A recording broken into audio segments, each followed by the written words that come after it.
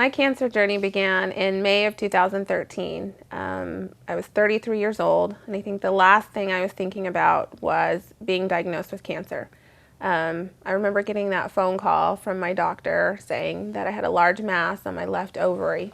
Going home, that drive home was the longest drive I think that I've ever had. The first call was to my mother, and I just remember us both crying on the phone.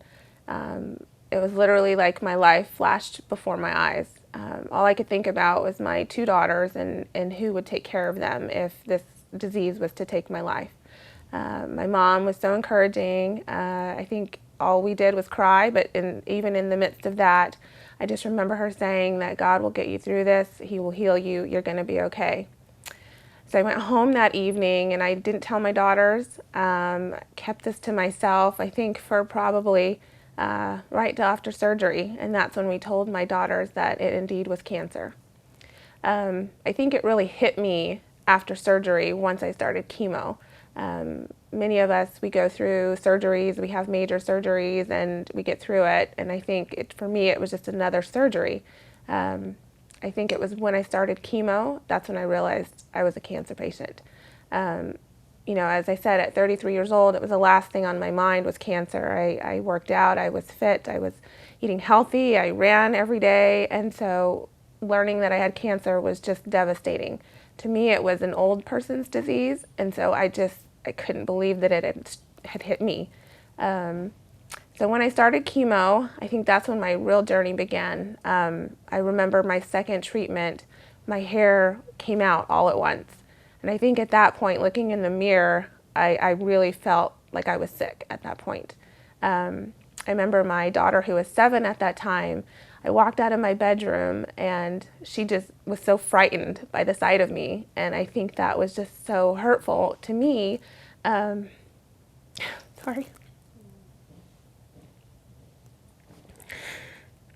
I think when it really hit me that I was a cancer patient was when I started my chemo.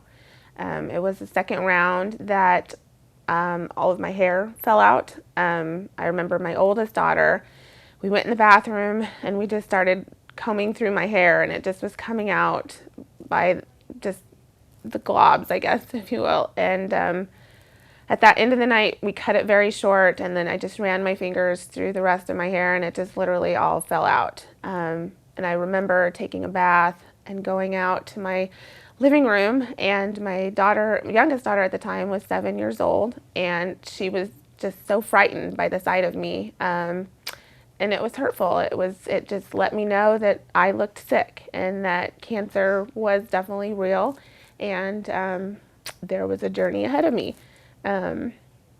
I remember just feeling so sick after each treatment that I couldn't get out of bed, I couldn't lift my head, and it was just the hardest thing in the world to know that, my children have always looked up to their mother as a strong, just ambitious woman who went after everything that she wanted in life, and here I was with cancer and weak.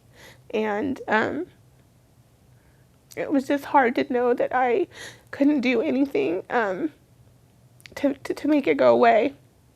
And for them, it was my youngest daughter, just watching her, the fear in her eyes that she knows that mommy could die, was just such a hard, excuse me. It was just such a hard reality to face. And there was nothing really I could say to make her feel better. It's just interesting how kids process things differently. My oldest daughter at the time, she was 17, and she didn't show any emotion. And I was worried for her because, the fact that I didn't see her cry, the fact that I didn't see her, she didn't ask any questions. And I remember when I finished treatments, we rang the bell and I was so excited, and we were done, and I walked out of the hospital. We came home and we celebrated, and she presented me with a book that she had put together, and she had saved my hair when all of my hair fell out that day that she helped me cut it. And unknown to me, I didn't know that she had done that. And she had written a few letters to me about just how scared she was that she was going to lose me, and she didn't know what her life would be. But during the whole time, she never mentioned any of that to me, never showed any emotion. So it just was interesting to see how my two daughters processed it differently.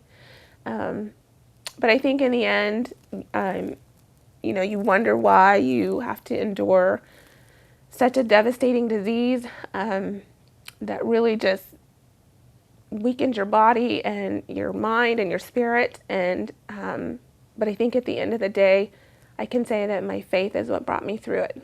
I just remember all the prayers that everybody said for me. I remember all the prayers that I prayed, all the Christian songs that I would listen to those nights after nights laying in the hospital bed, that really just carried me through to the next day as those IVs were dripping and the medicine was just going into my veins. I'd rather like to say poison was going into my veins. And I just think that it was God who got me through.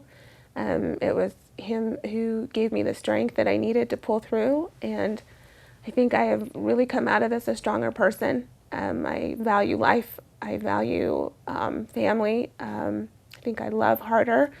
And I think it's been such a blessing to be part of the CanCare staff, to be a part of an organization that seeks to improve the quality of life for cancer patients and their families.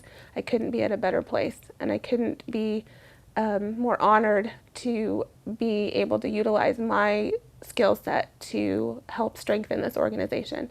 And I'm just thankful to be a part of it, and I'm thankful to give back and to help other women who face cancer, especially those with ovarian cancer, which is the type that I had. And I just hope to be that light of hope for others, that they can get through it like I did.